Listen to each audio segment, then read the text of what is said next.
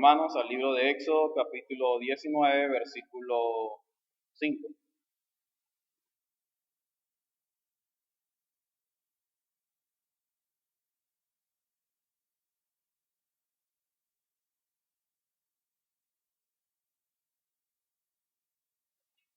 Y antes de leer este pasaje, quisiera recordarles que la serie de Teología Federal va a enriquecer nuestros conocimientos acerca de un Dios personal, un Dios que se ha dado a conocer de esta manera, con la finalidad de ver los propósitos de Dios y cómo esta teología magnifica lo que sería la majestuosidad del plan redentor de Dios a favor de los hombres. Mi hermano hablaba acerca de dos planes, él simplemente los mencionó, lo que es el pacto de obras, el pacto de gracia, pero hay un tercer pacto donde ninguno de nosotros está involucrado, y es el pacto de redención. Todo esto tiene que ver con las personas de la Trinidad y el día de hoy vamos a empezar con esta serie para aprender. Mis hermanos, si hay alguien que, bueno, puede tener algún tipo de discrepancia con la serie que hoy se va a dar acá, esto no es con ánimos de entrar en discusión, en debate, esto es con el ánimo de aprender cada día más, ¿ok? Necesitamos aprender, necesitamos progresar, necesitamos conservar nuestras tradiciones, pero estas tradiciones deben estar plasmadas en la palabra de Dios y todo esto no debe ser únicamente para enriquecer nuestros conocimientos. La intención al enseñarles a ustedes, gracias hermana, la intención al enseñarles a ustedes acerca de esta serie es con la finalidad de que ustedes sean más humildes cada día. Si esta serie nos lleva a nosotros simplemente al engrandecimiento, a ser orgullosos, prepotentes, es decir, que sabemos más que otros, creo que hemos perdido el tiempo desde ya. Creo que hemos perdido el tiempo desde ya porque realmente mientras más sabes, más debes parecerte a Cristo. Y Cristo mientras más sabía, mientras más demostraba su poder, mientras más demostraba su milagro, más humilde era. Por ende, Dios se revela de manera pactual a sus criaturas, a cada uno de nosotros, y lo hace con el fin de que le conozcamos. Y también nosotros lo hacemos. Esta teología, alguien decía que es fundamental para comprender la revelación especial de Dios. Como cristianos, amamos el progreso. Amamos el progreso y también amamos la tradición. Y esto lo hacemos, lo amamos porque conocemos el fin de la historia. Cuando tú te acercas al libro de Apocalipsis, te das cuenta al inicio que es un poco complicado poder entender todas estas cosas, pero la realidad es que el libro de Apocalipsis se trata de un solo tema. Dios sale vencedor, Él es victorioso. Y el entender de que Dios a lo largo de toda la Escritura siempre sale victorioso es algo confortante para el corazón de cada uno de nosotros como creyentes, como cristianos, en los momentos difíciles que estamos viviendo. Él sigue gobernando, Él sigue mandando y Él sigue teniendo la autoridad en todas las cosas. Por ende, mis hermanos, esta historia revela de manera paulatina lo que es su plan a favor de los hombres. Es decir, teología federal, lo que es la teología pactual, lo que hace es mostrar cómo Dios se glorifica a sí mismo al salvar a los pecadores. No nos los merecemos, pero Él lo quiso hacer. Era como escuchábamos en Génesis capítulo 6, Noé halló gracia, una gracia que aún no se había manifestado, que aún no se había encarnado, pero aún los hombres fueron salvos por ella.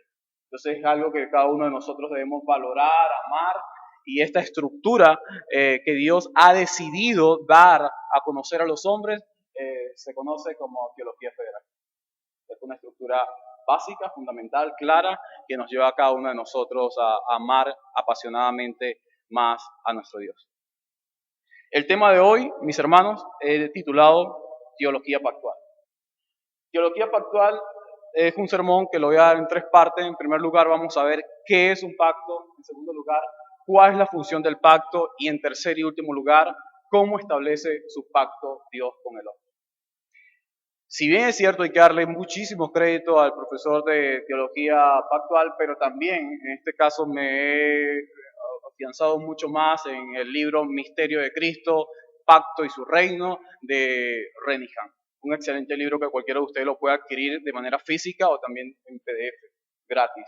Yo no lo tengo en PDF, por lo tanto no puedo dárselo, pero es un buen libro que ustedes pueden leer.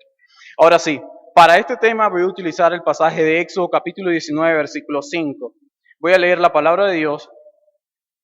Éxodo capítulo 19, versículo 5. Ahora pues, si en verdad escucháis mi voz y guardáis mi pacto, seréis mi especial tesoro entre todos los pueblos, porque mía es toda la tierra. Amén.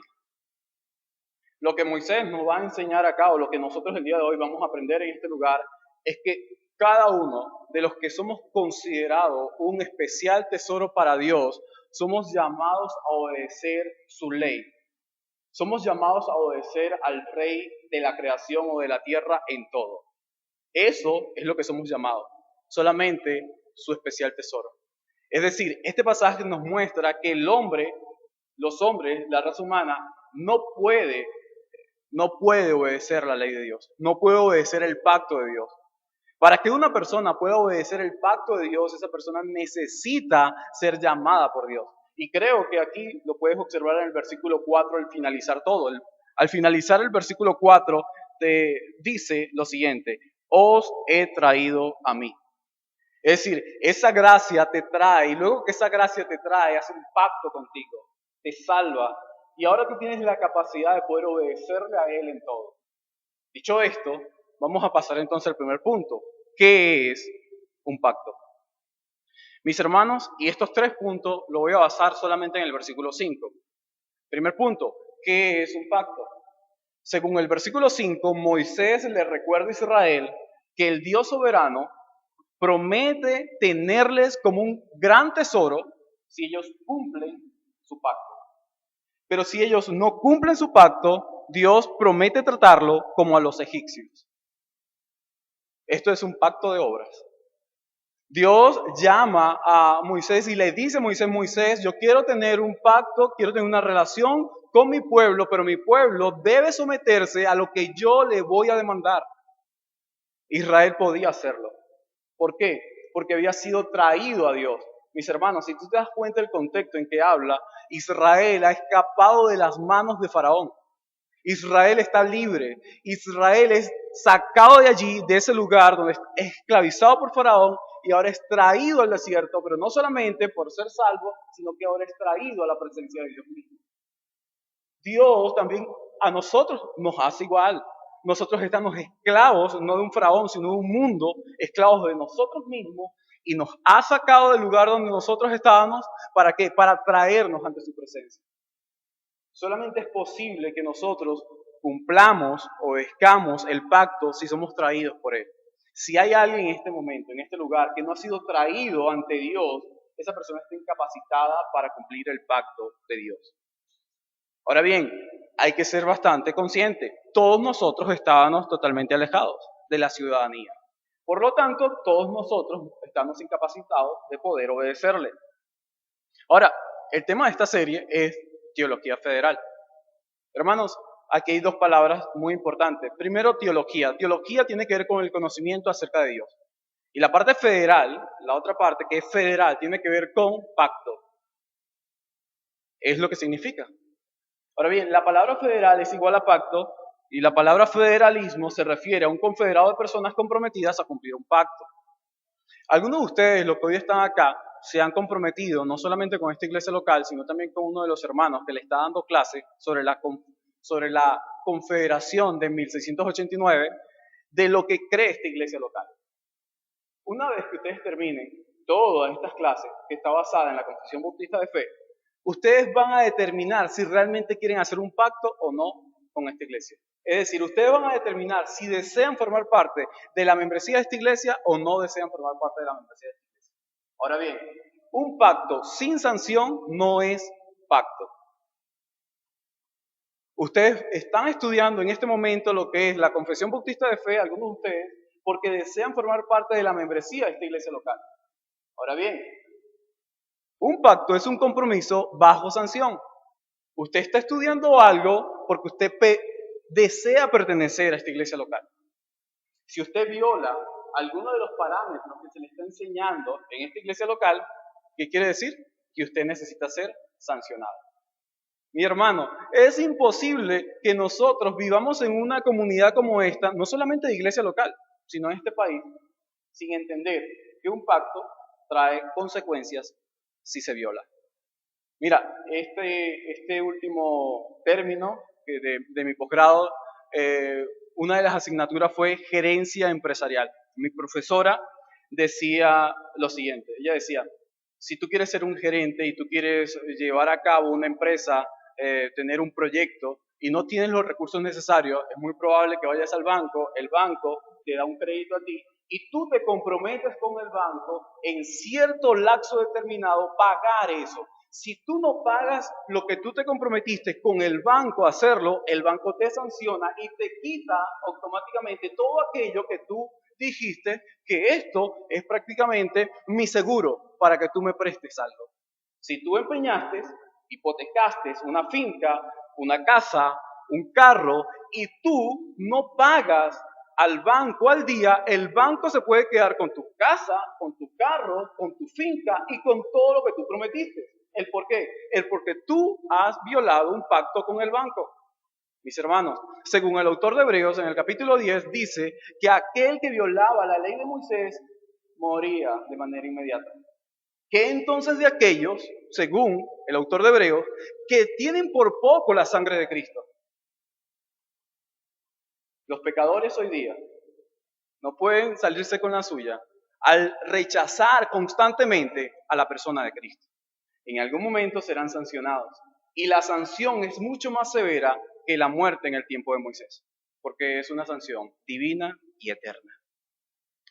Ahora bien, un pacto es un compromiso, como lo hemos dicho, bajo una sanción.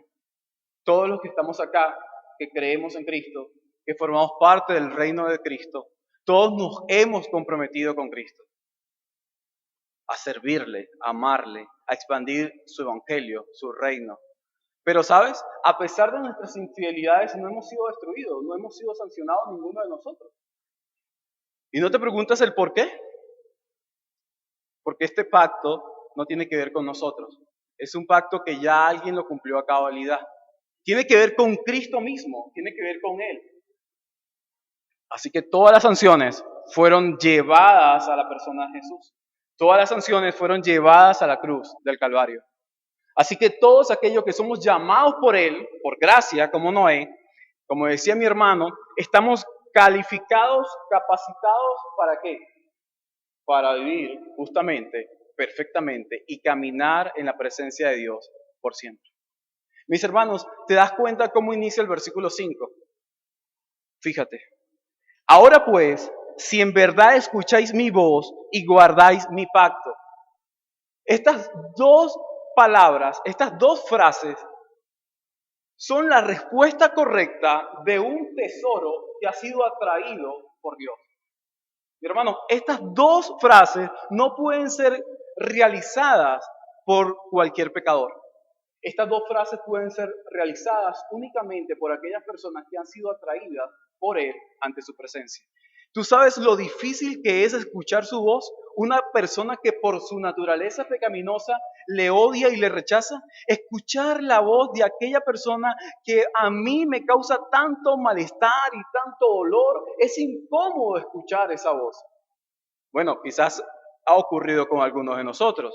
Quizás algunos de ustedes ha tenido algún tipo de discrepancia con alguna persona en el trabajo, con alguna persona en su comunidad, en la familia, y cuando tú lo escuchas se te revuelve todo. Bueno, eso mismo ocurre con el pecador. El pecador se le revuelve todo al escuchar la palabra de Dios. ¿Por qué? Porque su naturaleza es hostil hacia la persona de Dios. Por ende, ese primer paso, ese primer aspecto, nos habla de que cualquiera no puede escucharle. Segundo punto, guardar su pacto. Mi hermano, ¿cómo vas a guardar algo que no escuchas? Por eso Moisés le está hablando a un pueblo que ha sido para Dios su tesoro especial. Dios le ha dicho a Israel que ellos, para él, es como la niña de sus ojos. ¿Sabes lo que Dios nos ha dicho a nosotros en el Nuevo Testamento? Que nosotros somos nación santa, pueblo querido, real sacerdocio, que nosotros somos su esposa, que nosotros le pertenecemos a Él. Así que estas dos frases pueden ser cumplidas por nosotros, su especial tesoro. Hermano, escucha la voz de Dios, pero también guarda el pacto de Dios. Si el Señor le dice a Moisés que esto es lo que debe hablarle al pueblo de Israel, también nos está diciendo a nosotros, porque nosotros podemos también omitir su voz y omitir de guardar su pacto. Ahora bien, Primera de Samuel, capítulo 20, versículos 12 al 16, se muestra un ejemplo muy claro acerca de lo que es un pacto. Ahí consigues a dos personas, Jonatán y David. Jonatán era un buen amigo de David, pero el padre de Jonatán era el rey y el rey era un enemigo de David. Así que Jonatán busca preservar la vida de David. Y en medio de esa preservación, Jonatán hace un pacto con David e invoca al Señor para que él sea una amenaza sobre su vida si él no cumple con el pacto de David. El pacto tenía que ver con guardar y preservar la vida de su buen amigo. Pero como no había cómo cerrar ese pacto, él mismo apela al mejor testigo que puede existir, que es Dios mismo. Señor, si yo no guardo, no preservo la vida de mi amigo David, yo deseo que toda la ira tuya venga sobre mí. Mis hermanos, nosotros, según la Confesión Bautista de Fe de Londres, nosotros podemos hacer juramentos y votos. Y cuando tú haces un juramento, un voto al Señor, tú quedas preso de ese juramento o de ese voto. Así que debemos tener mucho cuidado con lo que nosotros prometemos o con lo que nosotros juramos, porque vamos a tener que dar cuenta por todas esas cosas. Ahora, tú como padre, no sé si le has prometido a tu hijo sacarlo a la piscina, a la playa, a sacarlo a comer un helado, a la plaza, y no has prometido. Imagínate qué clase de persona está enseñando a sus hijos, a su familia, lo que es un pacto. Es decir, un pacto se puede violar si yo soy la cabeza, si yo soy la persona que está mandando, la que está controlando. No, mi hermano. Todo pacto tiene un compromiso y todo compromiso tiene una sanción, sea desde el aspecto divino hasta el aspecto humano. Ahora pasemos al segundo punto. Si ya sabemos entonces que un pacto tiene que ver con un compromiso entre varias personas, que al violarlo tiene sanciones, pero que al cumplirlo tiene obediencia, tiene promesa, tiene bendiciones, entonces pasemos al segundo punto. ¿Cuál es la función del pacto? Según el versículo 5, Moisés le muestra a Israel que Dios tiene dominio supremo sobre la tierra, sobre todo lo creado. Así que la función principal del pacto es mostrar el dominio que Dios tiene sobre lo creado. Dios tiene dominio sobre todo. Moisés le está hablando a un pueblo, Israel. Israel ha estado esclavo de Faraón. Para Israel en ese momento, quien tenía dominio supremo era Faraón. Tanto así que Israel mismo desea volver a Egipto. Estamos cansados de ti, Moisés, porque tú nos prometiste algo. Llevamos años en este desierto, así que estamos cansados de comer lo mismo. Yo deseo, con todo este grupo que ha salido de allí de Egipto, nosotros deseamos volver a Egipto. Y en medio de todo ese deseo que hay en el corazón de todo ese pueblo, Moisés le dice al pueblo, hey, hay alguien superior al faraón, a la comida de Egipto y a todo lo que puede estar ocurriendo allá o todo aquello que ustedes pueden estar deseando. Y este es el Dios de Israel. Él tiene el dominio de todo. Fíjate, debes oír y debes guardar su pacto y luego te dice por qué. Te explica el por qué debes hacer esto. Al finalizar el versículo 5, porque mía es toda la tierra. ¿Por qué hay que escuchar al Señor? ¿Por qué hay que guardar el pacto del Señor? Porque mía es toda la tierra. El Señor afirma el dominio de todo lo creado. Todo lo que existe dentro de este mundo y fuera de este mundo es de Él. Es allí donde tú unificas lo que es las palabras de Pablo en Romanos y Colosenses y te das cuenta de que todo lo creado fue por Él y para Él. Mis hermanos, teología federal, lo que es la teología pactual, te muestra a ti que a lo largo de toda la historia del hombre, lo que se busca no es exaltar al hombre, sino se busca es cómo se magnifica a la persona del Hijo por medio del plan o de su pacto de redención. En el pacto de redención es único, porque el pacto de redención hace posible lo que el pacto de obra no puede hacerlo. El pacto de obra debía cumplirse a cabalidad todo. Mi querido hermano, imagínate tú por un momento haciendo un pacto con el banco y que tú pensabas pagarle al banco con los bonos o con los aguinaldos que te iban a dar este diciembre. Pero te das cuenta que el dólar subió y todo tu dinero quedó devaluado. ¿Cómo haces para pagarle al banco? Es imposible. Es difícil. El banco te quita todo.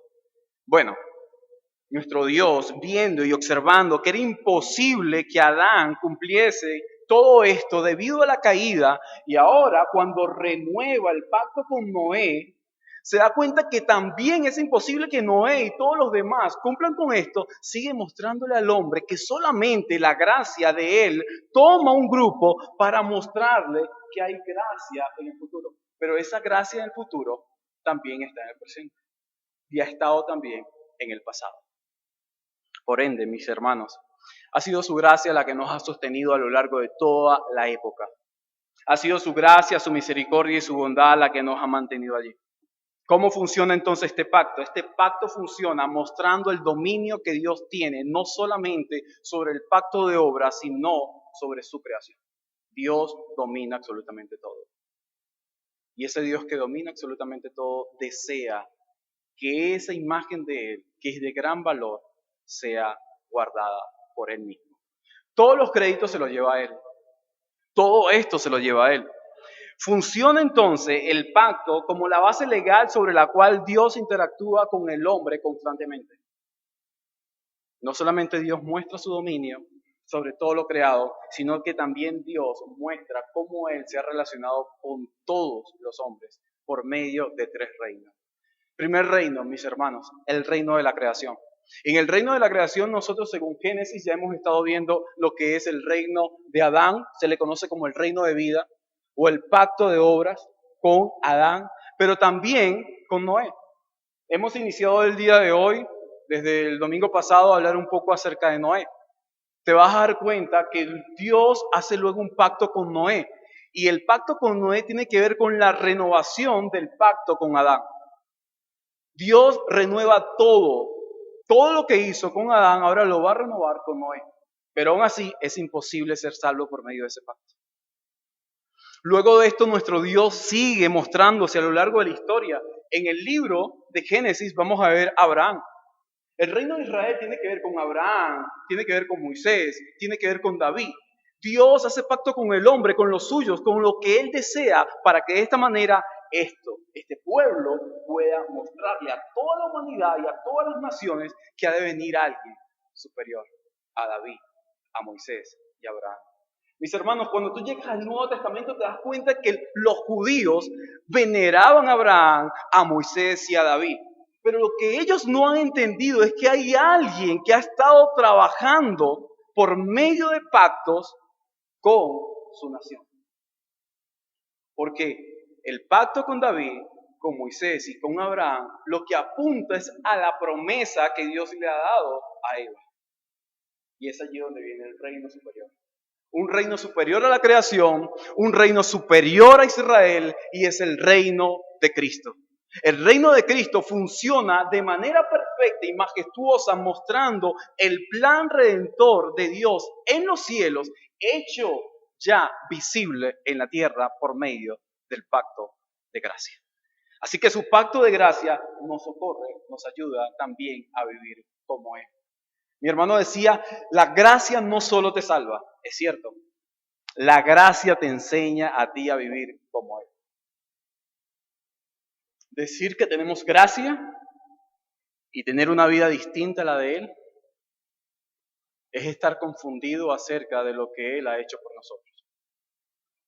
Ya hemos visto entonces, en primer lugar, que es un pacto, en segundo lugar, cuál es la función de un pacto. Un pacto, mis hermanos, es un compromiso bajo sanción. La función del pacto es mostrar el dominio que Dios tiene sobre su creación. Pasemos entonces al último punto. ¿Cómo establece su pacto Dios con el hombre?